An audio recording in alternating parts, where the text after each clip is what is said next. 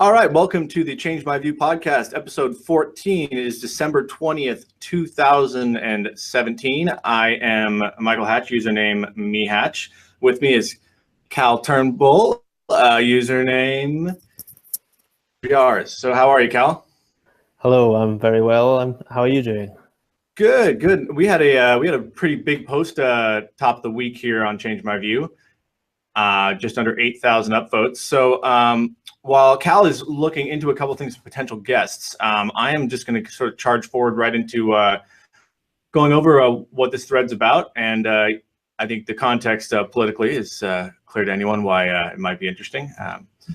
You could say that context is about 20,000 years old, but I'll just read right into it. So this is the top post of this week, submitted 4 days ago by username Fifi by Dambu. And the title goes as follows. Change my view. The biggest problem with American politics is viewing people that we disagree with as, quote unquote, the enemy. All right, so here is what OP had to say in the text, just starting off the bat. So it appears to me that we've gotten to a point where liberals and conservatives hate each other with such passion that those who disagree with us are seen as the enemy. The internet, for all of the great it has brought us, has led our society to a state of hyperpolarization. Users can now consume only information that comports with their worldview, and thus the hatred towards the other side has grown exponentially. This has led friends, neighbors, families, members, and worst of all, Congress, to view those who disagree with them as evil. This has many ramifications in our political discourse, such as a constant state of gridlock. I cannot think of a single issue which prevents our society from moving forward as much as a pervasive attitude that those who disagree with us are, quote unquote, the enemy. Change my view. So, a lot of times the top reason why one of these posts is going to be top, or at least as much as we can guess, is can be, current, what's going on in the world, just what conversations people are looking to have. And when it pops up, like, oh, I was waiting for that, and then upvote it. But, there's other positive things about this post. One is that it's a nice, succinct, straight to the point kind of post. It's not, I think it's, actually not too short by the rules, but there's not a spare word here. So that's a plus just for potential OPs out there. Not that there's anything wrong with a fully sussed out long post too on, if you're passionate about peanut butter and jelly or something, go for it. But this is just something that seemed to work this time. So, so Cal, how are things over there with you? Just as I'm getting into the beginning of that post.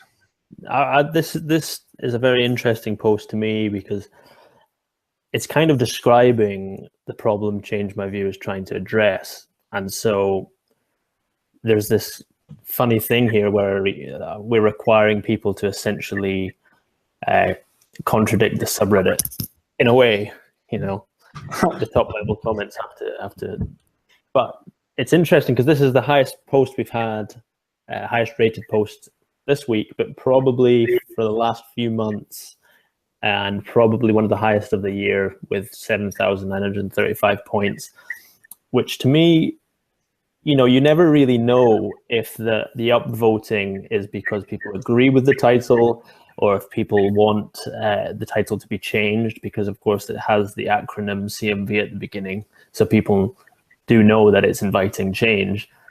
But the response to this would suggest that actually people don't see this as a big problem. Then again, Rule 1 does require that people criticize the view, so there is some, obviously a bit of bias there. But so yeah, I'm really interested to see the responses to this because I definitely hold the view. Right on. Well, our top reply here with 1,164 upvotes is from username SmarchHair. And they go on to say, if you want to put in place terrible policies that harm people, why shouldn't you be my enemy? Again, another pithy response here, huh? Yeah, and I guess what I can immediately see here is that there's going to be some kind of definition issue with what enemy means. Because when I read the word enemy, I picture a very strong, kind of almost like a war type situation, like out to make your life worse. as opposed to just disagreeing with you. Yeah, like it's a strong enough word that, like, if I think about it, like I don't think I have an enemy. Yes, like I think exactly. like most people almost don't have an enemy. That's so big of right. Yeah, and it's quite to have an enemy is quite an egotistical statement in some ways. You know, how many people care about you so strongly in the wrong direction that you would have an enemy? Probably very, very few people. Yeah, a rival perhaps, but we're falling far short of nemesis or the even higher vaunted arch nemesis. But so yeah, I think most people will go from birth to death and just maybe get up to rival. But if we look to the spirit, I guess, of what OP is getting at here, that the biggest problem with American politics is people viewing the people that disagree with us the enemy. Is there's almost it's almost boring. It's almost like, well, yeah, people eat food. Like the same thing could apply to cavemen. Like the biggest problem with any human interaction with two groups is viewing the people who disagree with us the enemy. Like, okay. Yeah, but a lot of people resonated on this. So is it because it's universal, or is there something new here? Is there something novel?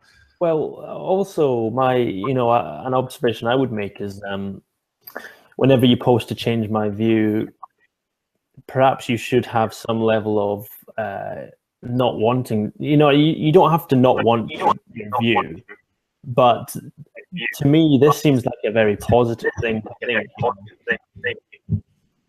So to some extent, I question the motive of posting it, but right.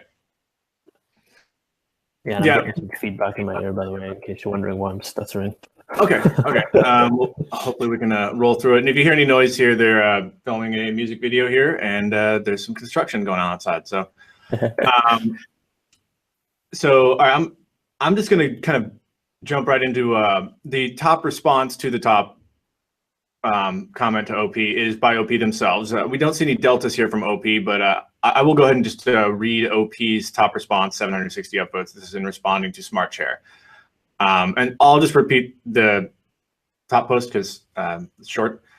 The top response to OP said, if you want to put in place terrible policies that harm people, why shouldn't you be my enemy? And so OP Fifi by Dombu replies, because ultimately everyone thinks their positions will advance the greater good. It's not that anyone is actually the enemy. There are a select few who use the political system to get rich. But if I had to bet, 99% of people actually think what they're proposing will help the lives of average people. In other words, there's very little malicious intent on either side, and we're mostly all working towards the same goal. What do you think about that sentiment, Cal?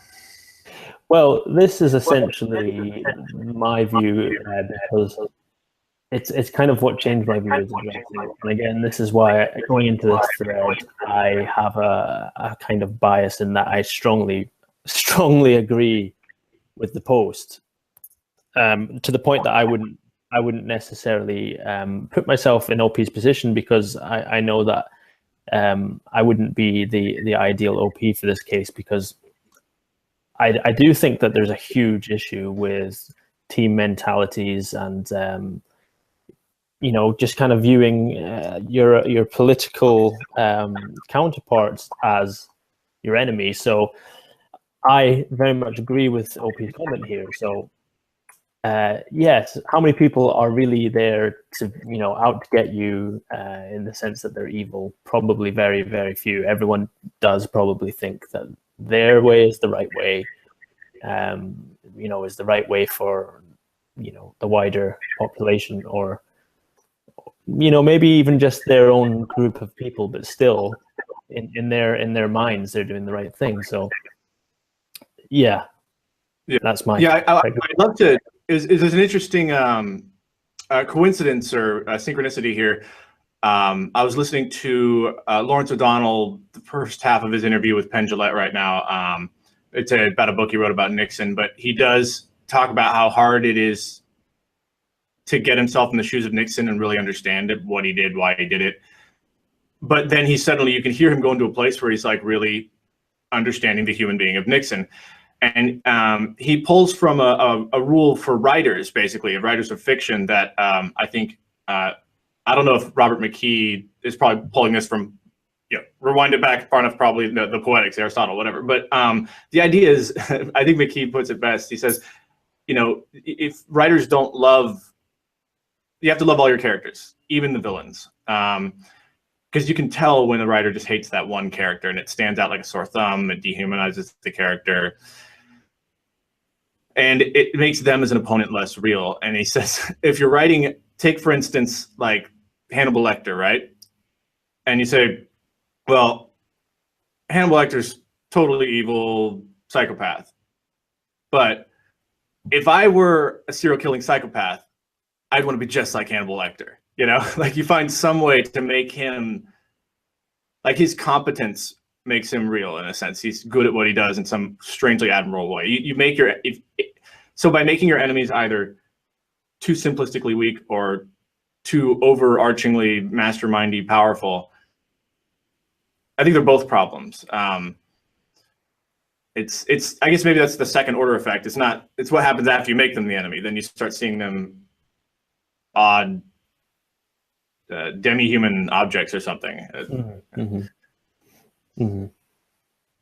don't know. At some point I drifted from the McKee quote into, but yeah. No, and I think again, it's a kind of a sentiment that I repeat often, and it's this, it feels quite an obvious idea, but that if you had grown up in their position and their experience and all those sorts of things, you'd probably think the same as them, and in a sense, getting angry at them because they lived a different life to you is kind of a weird approach. Although, of course, I understand, anger towards someone who has literally made your life worse, then it's a natural response. But so let's see how this continues on. Okay. Well, the next response is, do you want to do the voice of the next one then, and I'll stay with OP? Yeah. So the next user replies saying, that doesn't preclude someone being an enemy. Pick just about any war in history, and people on either side thought that theirs was the side of good. Evil people often don't view themselves as evil.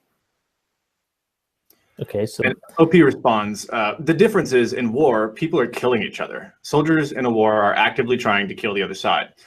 So I would agree that in war, it's appropriate to view the other side as the enemy. In politics, it's largely a debate, a non-violent arena. Now, if liberals or conservatives in the U.S. started shooting, I think there's a missing ... there, but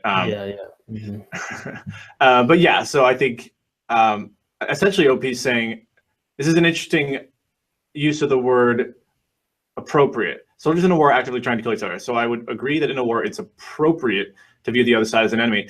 See, I think this brings up a question because, like World War I,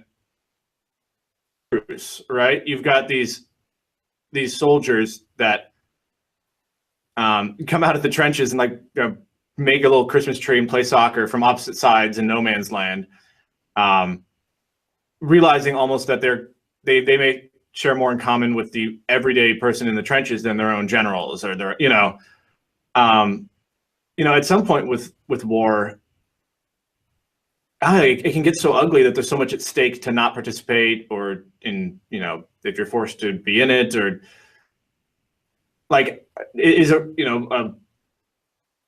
is a sports fan who's at the most intense hatred of the other team actually more like enemy-ish than some poor guy in 1917 in the trenches who doesn't really know much about all this global politics and all that? Yeah, that's a good question.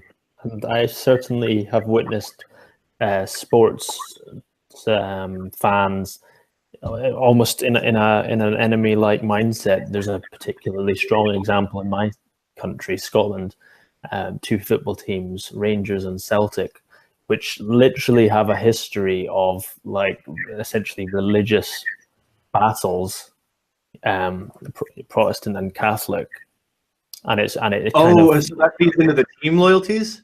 Yeah, all together, it's all baked in deep. Yeah, really deep. Oh, and wow. Okay. There's been some documentaries done on it. How I don't want to I don't want to get the story wrong, but one team, the fans from one team would literally wait at the train stations for the other team fans to arrive and jump them, and literally like knives and all this sort of stuff. Like really bad fights. And obviously you look at that, and it's kind of the football, and soccer. Is almost irrelevant. It was like they had kind of used the football as an excuse. It's kind of a front for what was a much deeper conflict. But for some reason, the two football teams, Rangers and Celtic, were, like the shirts for each team, your colors and all that, Well, really for our odd. American viewers, we're just wondering why a baseball team's playing a basketball team. That might be part of the problem here. Oh wait, no, you're talking about the soccer ball. Yeah, the soccer foot. Yes. Okay. So are they from your area, or not to accidentally dox? No. Well, from what I'm actually really not a football fan. I don't follow it, so I don't want to get it wrong or anything. But I'm pretty sure Rangers is like Glasgow, and I don't know about Celtic actually. Maybe they're both in the kind of this. I'm just going to stop here. Okay. Well, what's striking in difference to that is if you compare what you're talking about, two neighborhoods with like ancient religious rivalries, combined with sports rivalries as this like perfect storm. And I think about so like going to going to Berkeley and having the rival be Stanford. My indoctrination was about 15 minutes on a freshman introductory course, like welcome to Cal, here's welcome week. Oh, by the way, here's our rival. Here's some funny jokes about they have a tree as a mascot and that's silly. We have a bear that's more awesome. Okay, now you're on our team. And I was like already in, like 15 minutes of just a casual conversation, like from a lecture about it.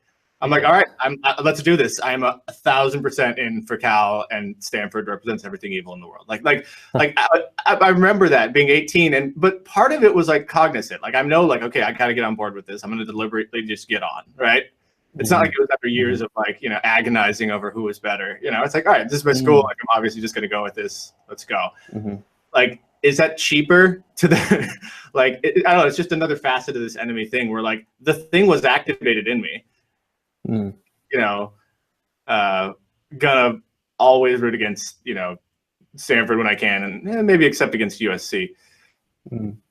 But versus your deeply entrenched there in Scotland, these two teams that have not just a football soccer rivalry, but real historical opposition. Yeah, and I was wondering, is there anything like that in from where you're from in terms of sport? Because like it really does get quite nasty between soccer fans here. Like literally street fights, throwing things at each other.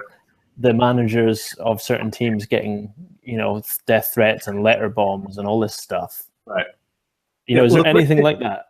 Well, the first thing that comes to mind might be like the Raiders, and they have I don't know if you've seen pictures, but the fans will dress up with like elaborately, almost like cosplay costumes, all in black with metal spikes on them, and like crazy, like as Viking meets gangster meets like just I don't know, black and silver and spikes. This is their color theme, but I still don't feel like I hear a lot about like real crazy scrums and brawls. It's like they're just really excited to like dress up, and if you think about it, they've got some very finely tuned arts and crafts skills to put those things together. And the black hole isn't really this like looking into like the frenzy of like Celts before a battle in Roman times, like this dark hole of like raw eneminess. It's half of it's just for fun.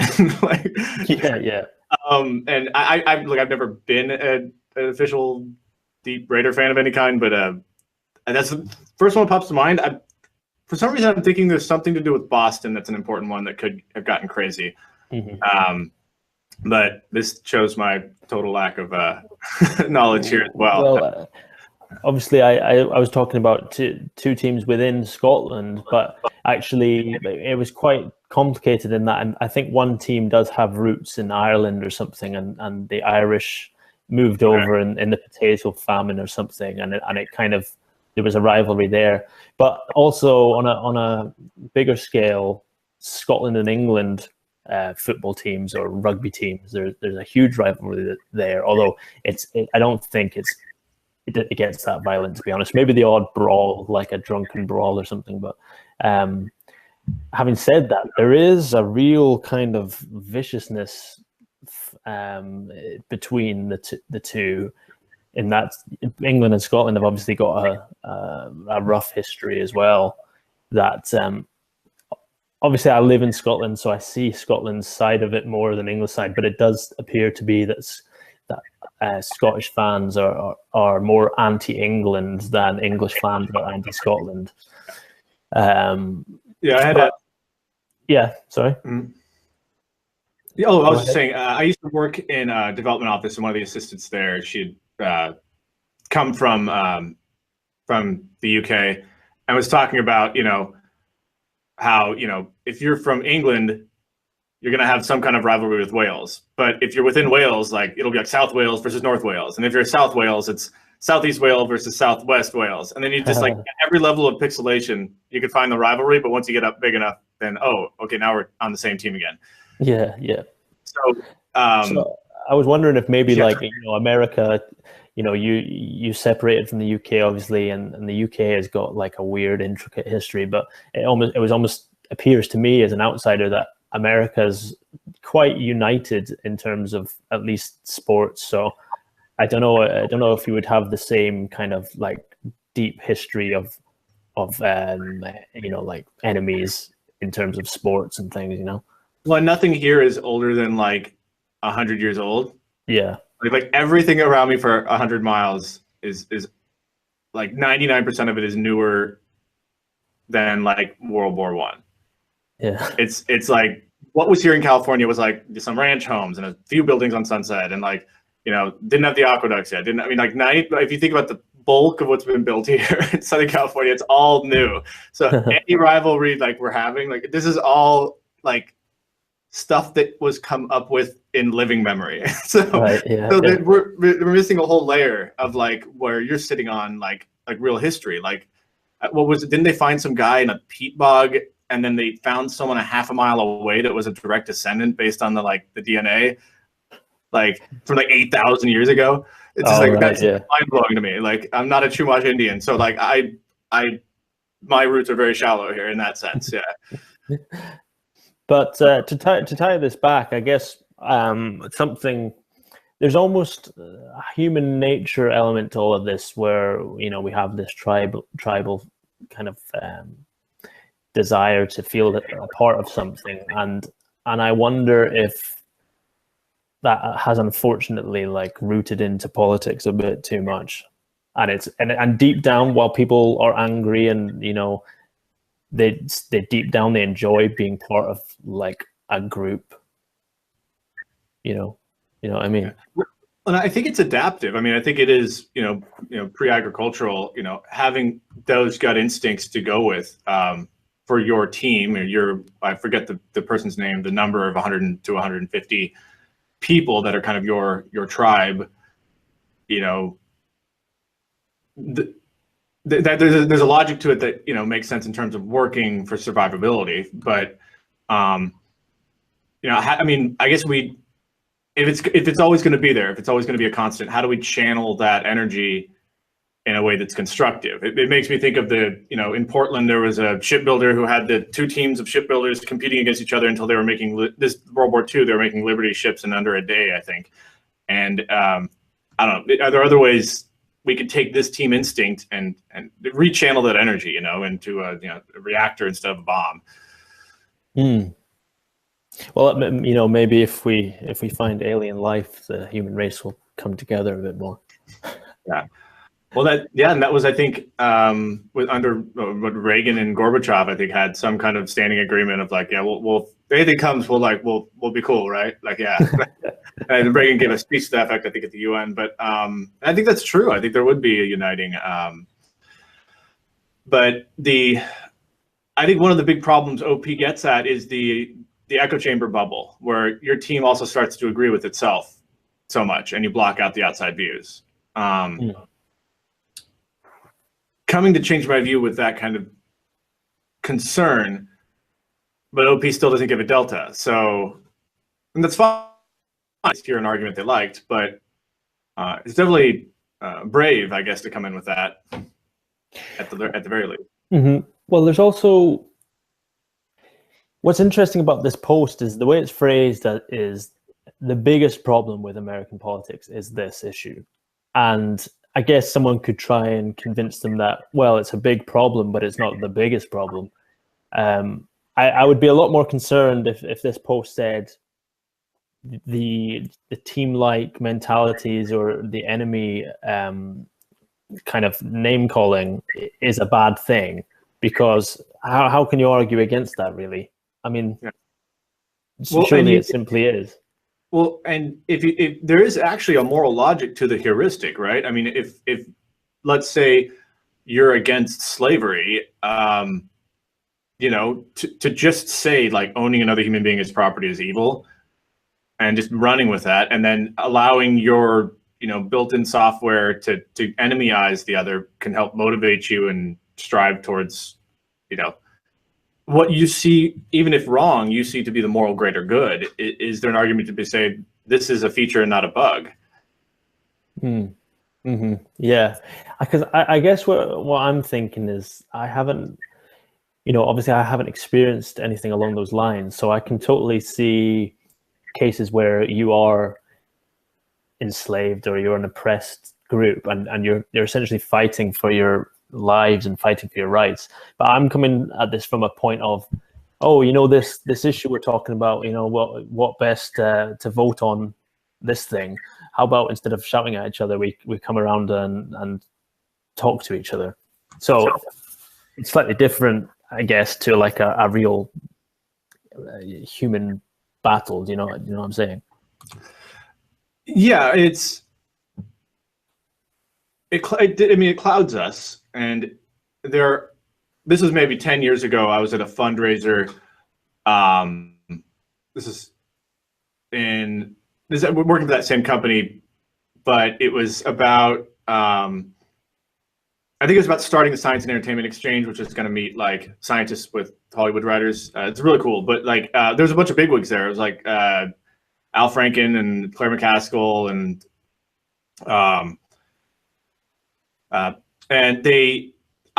at the time, this was under Bush, and everyone's saying how polarized things are. And I asked, I think it was an older senator whose name I'm so sorry I've forgotten now. He was actually in a wheelchair there, actually.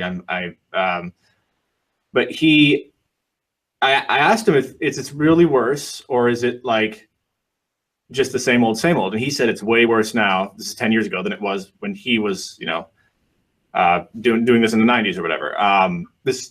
This conversation would have been in like 2008. So the conversation now seems to be, okay, if what he's saying is right, it really is more polarized. They're not talking to each other in the coat rooms in Congress, in the US anyways. And if it's even worse now, like is this a real existential problem to the process? Do you feel like the polarization has gotten worse on your end of the pond there?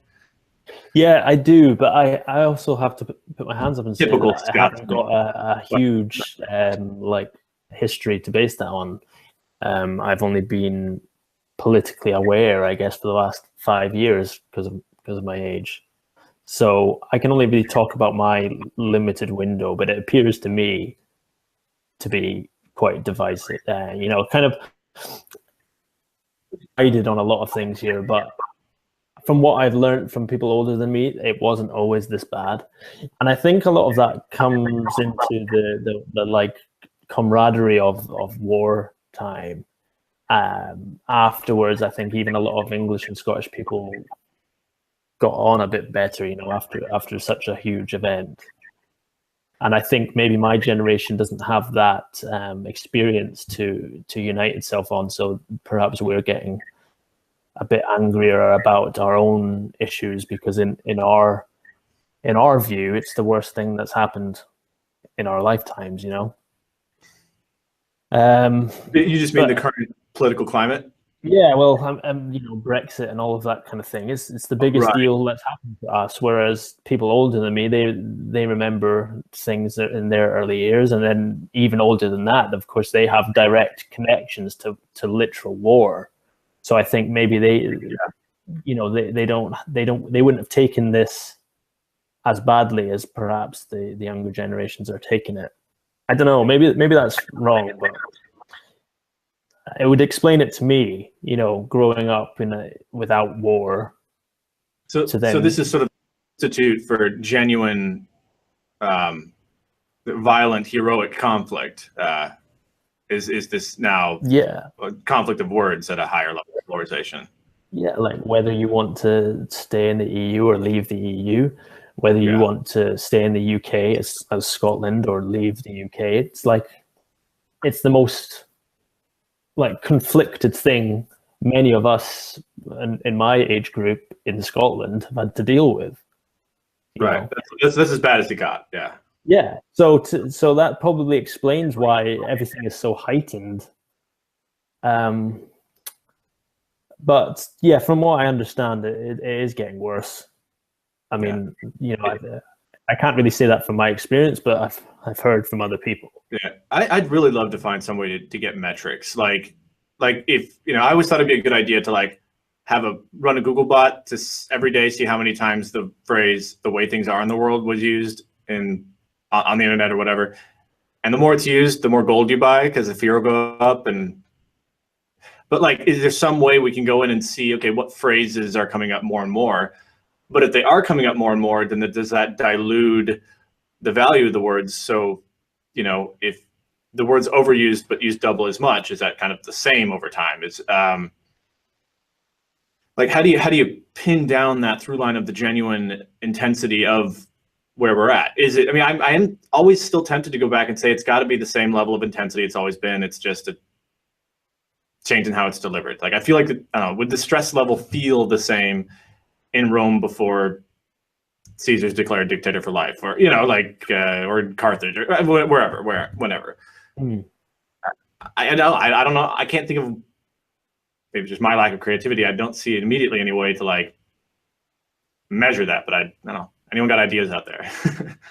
Yeah, it's a hard thing because we naturally take things for granted. We get used to things, and things seem bad if in relation to the rest of our life, if it's bad or not, because the people always talk about that kind of, if you're down about something, well, it could be worse, and it's it doesn't help. For some reason that doesn't help, and it's really frustrating that doesn't help, because it would be really great to be able to go, oh yeah, someone does have it worse.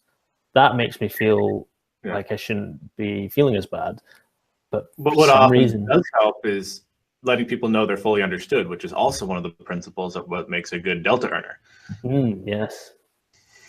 Overlap there between what is effective in those both different areas. Yeah.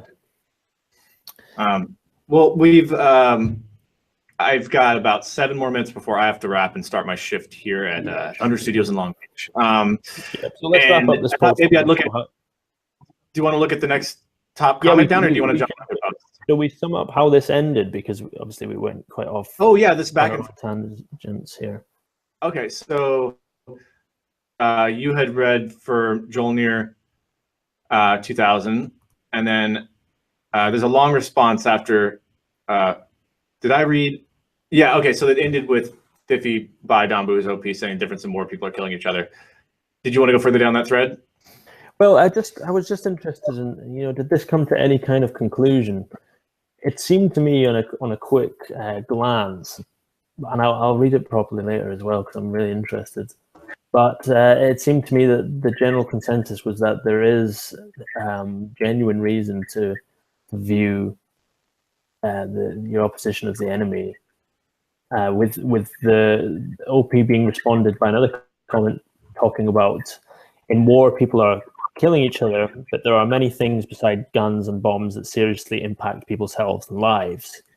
So I guess they're saying that you don't have to be literally shooting to be destroying.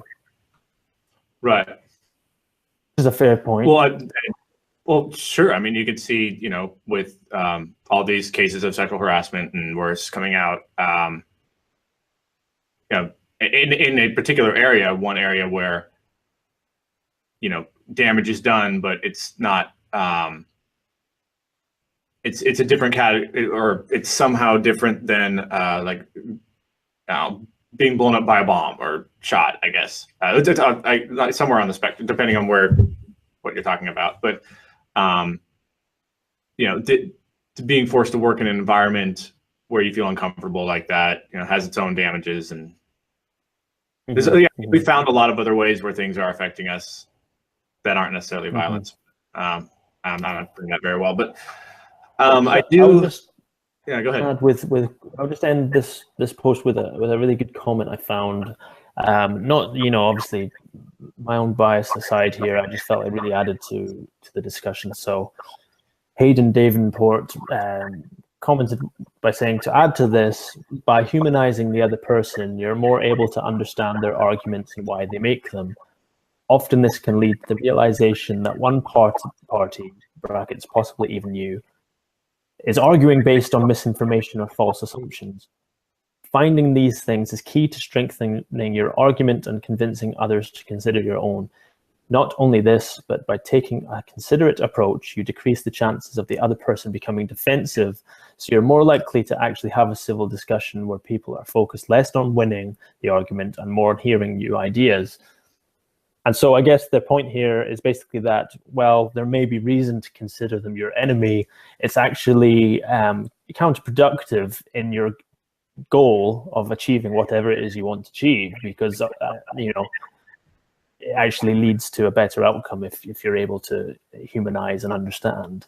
Yeah, like any goal you want to seek, you would presume is based on good information, but entering the mode of enemyizing or whatever, you actually pull the rug out from under you as far as your own good information and prevent yourself from doing the thing which you think you'd want to do, which is to act on an accurate view of the world. Is that kind of a way of putting it? Okay, well, I don't think you have the time. Weekly podcast would be complete without me reading this one post, also from this week. I think a true standout. And here's the other post. Change my view. Peanut butter is the superior ingredient to jam in a peanut butter and jam sandwich. OP continues, and this is, by the way, posted by base_board, user base board. Firstly, I consider peanut butter and jam sandwich to consist of only the bread, peanut butter, and a floored jam, typically a strawberry jam. I believe that of the two present condiments, the peanut butter's superior characteristics make it better than the jam. Ignoring my bias towards the taste and flavor, nice of OP to admit, they may be enemyizing jam here. And ignoring my bias towards the taste and flavor, peanut butter has many traits that proves itself to be better than its counterpart. For one, the peanut butter holds the sandwich together with its adhesive properties. The jam's slipperiness can cause the sandwich to fall apart. Of course, this is solved by putting peanut on both sides of the bread. This guy makes sandwiches. All right, the peanut butter also makes up the bulk of the sandwich's nutrition. With healthy fats and proteins your body needs, jam is not as nearly nutritious because it's mostly sugar. One of the key features of a peanut butter and jam sandwich is that it's inexpensive. One of the three ingredients in jam is the most expensive if you were to buy it from a store. While peanut butter and jam are both required for the full experience, most of the experience comes from the peanut butter. I could not agree with OP more. I have no opinion in this, I'm afraid. I have never had such a sandwich. Typical Scotsman. It's just like you people, that's what you would do, not have a peanut butter and jelly sandwich. It's delicious. Very incredible. It's there's probably something over there I've got to try as well, so we'll have to well, it's funny because obviously I could go and make it right now. Like, we have peanut butter, we have well we call it jam, but for some reason, that's my one objection to OP here, is that he calls it peanut butter and jam sandwich, and it really should be peanut butter and jelly. But and certainly not peanut butter and preserves. Those people can walk off a cliff. But I highly recommend even the simplest version. Don't let it sit around. 98% of American kids can tell you a story about pulling a soggy peanut butter and jelly out of their sandwich for lunch at elementary school. Because it soaks into the bread, which OP addresses this issue, and toasting can actually help that as well. But that really gets into the weeds here on the deep peanut butter and jelly topics. But yeah, man, try it. Just try it like a little one. Just take one slice of bread, but you want about an 70-30, 80-20 split. You want to go strong on the peanut butter, but enough jam so it doesn't feel like sticky. Because if you're just eating peanut butter, it's like you're chewing on a cotton ball. So. I'm just gonna. I think I'll go to the top comment here, and then we can sign off because I got to start work in 3 minutes. Yeah. Okay, so top comment is from TBD Abholm. First and slightly off topic, but where are you from? I've never heard it called peanut butter and jam sandwich, but rather peanut butter and jelly. That's right. I'm wondering if it's some kind of regionalism or something. Anyways, I disagree with you because for me, jelly/jam is a much better tasting ingredient, much sweeter than peanut butter due to its, as you mentioned, high sugar content. In addition, there is something annoying that often happens in PB&Js. That's an acronym for peanut butter and jelly, not jam. And that is when part of the sandwich sticks to the roof of your mouth, which is of course caused by the adhesiveness of the peanut butter, lowering its superiority even more. Thus, I think I might claim that neither of the two spreads are superior to the other, but indeed work with a delicate harmony to create the sandwich that is. Without the other one, the sandwich would be severely limited. See, I think this is one of those cases where the apparent peacemaker is just already admitting they're wrong. Any thoughts on this exchange? No, unfortunately, I have. I'm interested. I'm just one of those readers, one of those. Oh yes, taking it all in. Absolutely. All right. Well, I've got to sign off then here. To everyone listening, it'll be after Christmas by the time I think we come back. So, are you doing a Christmas thing or a holiday thing on your end? Yeah, I'm doing well. Just the pretty chill family kind of situation. Cool. Same here. Yeah. Well, all of you out there, have a continued happy holidays or Christmas, as it were. And thank you very much for listening to the Change My View podcast. Any last words, Kyle? No, thank you. And any ideas for the title, Michael? Just on the cuff. Maybe we are not your enemy. We could call it, I don't know, getting into a jam with enemies. Or it's butter not to make enemies, lest it put you in a jam. I'm not sure. We have to workshop that. Enemies and empathy. Yeah. Well, all right. Well, I got to turn this mic on and go to Grown Up World. Thanks so much, Cal. No worries. Goodbye. All right. See you next week.